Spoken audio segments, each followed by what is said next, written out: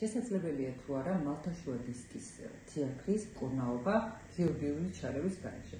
ეს ერთ-ერთი ყველაზე აქტუალური კითხვა არის, რომელსაც პაციენტები გვეკითხებიან და პასუხი ამაზე არის გააჩნია მდგომარეობა, ასე ვთქვათ.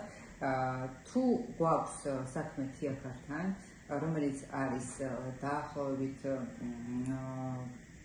8-9 მმ-მდე, ანუ 1 სანტიმეტრამდე ზომის და მისი გამოვლენა, ანუ სიმპტომატიკა გვაძლევს იმის საშუალებას, რომ ამ პაციენტის მდგომარეობა გავაუმჯობესოთ ქირურგიული ჩარევის გარეშე, რა თქმა უნდა, ეს აუცილებლად უნდა მოხდეს კონსერვატორული მკურნალობით და პირველ რიგში ბიომექანოთერაპიის დახმარებით, ვინაიდან მოგეხსენებათ, რომ ქირურგიული ჩარევის გადაწყვეტილების მიღება არ არის დამოკიდებული მარტო თიაქრის ზომაზე. იგი აუცილებლად განისაზღვრება ნევროლოგიური სიმპტომატიკით და ყოველივე ამის შეჯამების შედეგად იღება უკვე გადაწყვეტილება, ჩავერიოთ თუ არა ქირურგიულად კონკრეტული პაციენტის შემთხვევაში.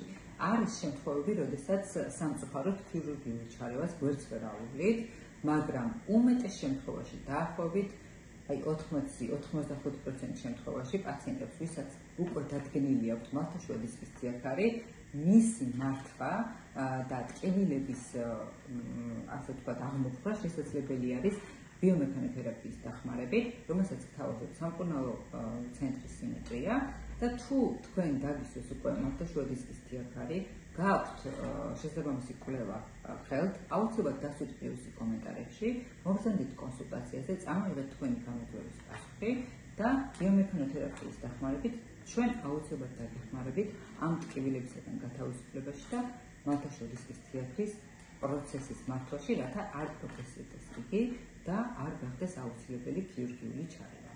ვისურვებთ ჯანმრთელობას, მადლობა ყურებისთვის.